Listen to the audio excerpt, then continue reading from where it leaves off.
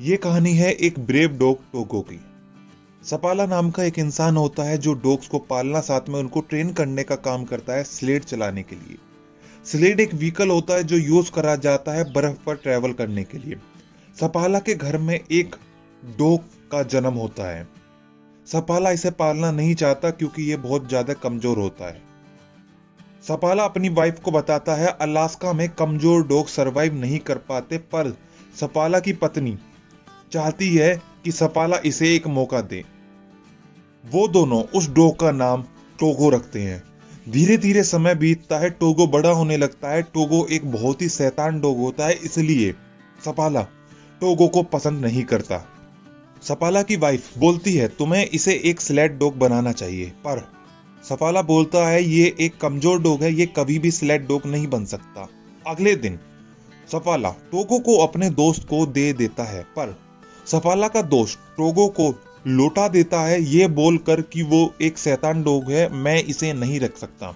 सपाला जब भी डॉग्स को स्लेड पर प्रैक्टिस कराने के लिए लेके जाता, तब टोगो जमीन खोदकर पिंजरे से बाहर आ जाता, किसी भी तरीके से सपाला को ढूंढकर उसके पास पहुंच जाता। एक बार टोगो की वजह से सपाला रिवर में भी गिर जाता है।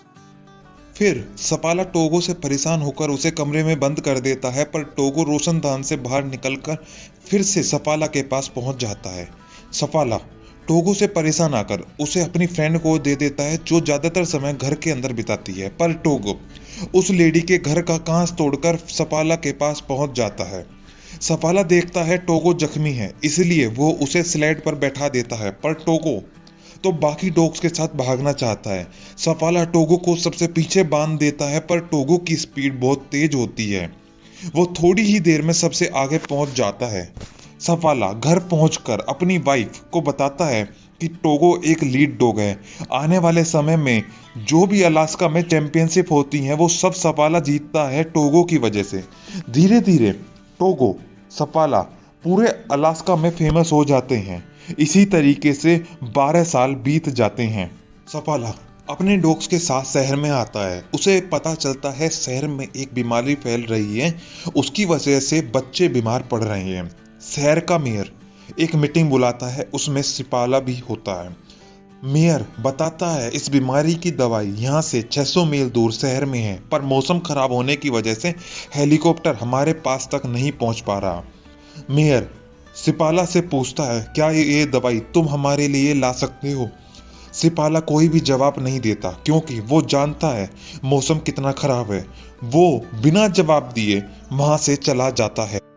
सपाला से डॉक्टर लिफ्ट मांगता है। सपाला डॉक्टर को हॉस्पिटल छोड़कर देखता है बच्चे कितने बीमार हैं। रात में सपाला अपनी पत्नी को बताता है मैं दवाई लेने जाऊंगा। सपाला की पत्नी नहीं चाहती कि सपाला 600 मील दूर का सफर तय करे। साथ में वो बोलती है टोगो को तुम लेकर नहीं जाना, ये 12 साल का हो गया है। लेकिन सपाला जानता है टोगो के बिना ये सफर पूरा नहीं करा जा सकता। अगले दिन सुबह सुबह दवाई लेने के लिए सपाला चल देता है। जैसे जैसे सपाला और उसके डॉग्स सफर आगे बढ़ते हैं, तूफान और तेज होता रहता है। तूफान में इतनी तेज बर्फीली हवा होती है सपाला को कुछ भी नहीं दिखता, पर तब भी सपाला अपने डॉग्स को आगे बढ़ने के लिए बोलता रहता है। टोगो सबसे आगे होता है क्योंकि इन्हें शहर पहुंचकर जल्दी से दवाई लेकर वापस आना है। ये एक गहरी ढलान पर होते हैं और तभी टोगो रुक जाता है। सपाला को कुछ भी समझ नहीं आता, पर सपाला देखता है आगे एक गहरी खाई है। टोगो ने सभी डॉग्स और सपाला की जान बचा ली। सपाला देखता है टोगो के पैर में खून निकल रहा है। पूरा दिन ट्रैवल करने के बाद ये एक आउटपोस्ट पर रुकते हैं। इस आउटपोस्ट पर एक डॉक्टर होती है, वो सपाला को बताती है टोगो बहुत ज्यादा थक चुका है। दरअसल टोगो अभी 12 साल का है, वो इतना लंबा सफर तय नहीं कर सकता। अगले दिन फिर से सपाला और उसके डॉग्स इस खतरनाक तूफान के अंदर अपना सफर को आगे तय करते हैं। वहीं दूसरी तरफ हॉस्पिटल में बच्चों की तबीयत खराब हो रही होती है। सपाला शॉर्टकट ले रहा होता है ताकि वो जल्दी से दवाई लेकर शहर वापस आ जाए। तभी सपाला देखता है उसके आगे एक जमी हुई झील है, साथ में तूफान भी काफी तेज है, पर सपाला बिना डरे अपने डॉग्स को आगे बढ़ने के लिए बोलता है। टोगो तेजी से दौड़कर इस झील को पार कर लेता है। पूरा दिन सफर करने के बाद ये फिर से एक आउटपोस्ट पर रुक जाते हैं, जहां पर ये रात बिताते हैं। मेयर सिपाला की पत्नी को बुलाता है और बताता है शहर जिसका नाम निन्हा है वहां से दवाई को भेज दिया गया है और ये रास्ते में मिलकर सिपाला को दवाई दे देंगे। लेकिन सिपाला की पत्नी बताती है सिपाला शॉर्टकट से जाएगा, उसको रास्ते में दवाई नहीं मिली तो उसका सफर लंबा हो जाएगा। वहीं सिपाला को दिखाया जाता है वो अपना सफर फिर से शुरू कर देता है। वो बहुत तेजी से शहर जिसका नाम निन्हा है उसकी तरफ बढ़ रहा होता है। टोगो की तबीयत भी खराब होती है पर फिर भी टोगो रुकना नहीं चाहता। सिपाला भी बहुत थक चुका है, थकावट की वजह से उसकी आंखें भी बंद हो रही हैं। तभी ही वो आदमी जिसका नाम हेनरी जो दवाई लेके निन्हा शहर से आया है उसको दिखाया जाता है। वो सिपाला को देख लेता है और उसको आवाज लगाता है, पर सिपाला उस इंसान की आवाज को नहीं सुन पाता। पर टोगो उस इंसान की आवाज को सुन के रुक जाता है। सिपाला हेनरी से दवाई ले लेता है जिसके लिए वो इतनी दूर आया। फिर वो दोनों एक आउटपोस्ट पर रुकते हैं। यहाँ पर सिपाला का दोस्त कहता है मौसम बहुत खराब है, तुम टोगो को मेरे पास छोड़ दो। पर सिपाला ऐसा नहीं कर सकता क्योंकि टोगो उसका लीड डॉग है। सुबह सुबह सिपाला फिर से अपने वापसी के सफर पर निकल पड़ता है। एक बार फिर से उनके सामने वो जमी हुई झील आती है, जिस खतरनाक झील को उन्होंने एक दिन पहले पार किया था। सिपाला नहीं चाहता वो लंबे रास्ते से जाए। सिपाला निर्णय लेता है इस झील को पार करने का। सिपाला टोगो से कहता है आगे बढ़ो। अब सिपाला के सारे डॉग्स उस झील को पार करना शुरू कर देते हैं, लेकिन स्लेड से झील की बर्फ टूटना शुरू हो जाती है और वो पानी में गिरे तो सारे के सारे मर जाएंगे। टोगो के साथ सारे डॉग बहुत तेजी से झील को पार कर रहे होते हैं, लेकिन जिस बर्फ के टुकड़ों पे वो खड़े होते हैं वो किनारे से अलग हो जाता है। तभी सिपाला टोगो को रस्सी से बांधकर जमीन पर फेंक देता है। टोगो अपनी पूरी बहादुरी, अपनी पूरी ताकत से उस बर्फ के टुकड़ों को खींचता है। इस तरीके से सिपाला और उसके बाकी बचे हुए डॉग बच पाते। झील से बचने के बाद फिर से वो अपना सफर स्टार्ट करते हैं। कुछ समय ट्रैवल करने के बाद वो आउटपोस्ट तक पहुंच जाते हैं, जहां पर वो लेडी डॉक्टर होती है। वो लेडी डॉक्टर टोगो को देखकर रोने लगती है। साथ में वो सिपाला को बताती है तुम्हारा डॉग मर रहा है।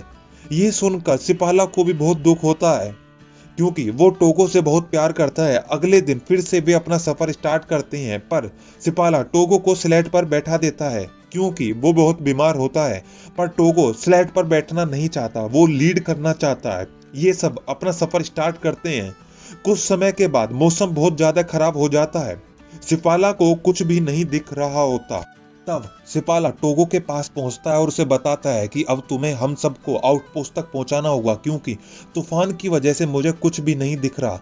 कुछ समय के बाद टोगो रुककर बैठ जाता है। सिपाला को कुछ भी समझ नहीं आता कि क्यों टोगो रुककर बैठ गया, पर तभी सिपाला देखता है टोगो ने आउटपोस्ट तक पहुंचा दिया। आउटपोस्ट पर एक गनर नाम का आदमी होता है जो स्लेड ड्राइवर होता है, जिसे सिपाला की पत्नी ने भेजा होता है ताकि वो सिपाला से जल्दी से दवाई लेकर बीमार बच्चों तक पहुंच जाए। सिपाला साथ में उसके डॉग आउटपोस्ट पर ही आराम करते हैं। दूसरा इंसान जिसका नाम गनर है वो दवाई लेकर शहर की तरफ निकल पड़ता है। कुछ घंटों के बाद वो शहर पहुंच जाता है। शहर में एक रिपोर्टर उस स्लेड ड्राइवर का इंतजार कर रहा होता है क्योंकि ये खबर पूरे अमेरिका में फैल जाती है कि एक इंसान दवाई लेने के लिए 600 मील का सफर तय कर रहा है। रिपोर्टर को लगता है कि ये वही टीम है जो दवाई लेने गई है, इसलिए रिपोर्टर लिख देता है नोम शहर का रखवाला बाल्टो। इस खबर से सिपाला की पत्नी नाराज होती है क्योंकि टोगो का क्रेडिट किसी और डॉग को दे दिया गया था। कुछ टाइम के बाद टोगो भी ठीक हो जाता है। फिर सिपाला, टोगो और बाकी डॉग भी शहर पहुंच जाते हैं। सिपाला के घर पे सिपाला और टोगो को थैंक्स कहने के लिए काफी लोग आते हैं। उन्हीं में से एक बच्ची सिपाला से पूछती है क्या अब टोगो मरने वाला है। इसे सुनकर सिपाला नाराज हो जाता है और घर से चला जाता है और अपनी पत्नी से कहता है कि आज जो टोगो की हालत है उसका जिम्मेदार मैं हूं, मुझे टोगो को अपने साथ लेकर ही नहीं जाना चाहिए था। कुछ समय बाद जब टोगो ठीक हो जाता है तब सिपाला अपनी पत्नी टोगो के साथ लंबी सैर पर जाया करता। अगले 2 साल में टोगो के काफी बच्चे हुए जिन्हें काफी दूर से लोग लेने आए। सन 1929 में टोगो की मृत्यु हो जाती है। टोगो अलास्का में काफी फेमस हुआ, पर रिपोर्टर की गलती की वजह से न्यूयॉर्क में जिस डॉग का स्टैचू बना वो डॉग था बाल्टो। सन 2011 में टाइम मैगजीन में टोगो की स्टोरी को फीचर करा गया और बताया गया heroic animal of all time.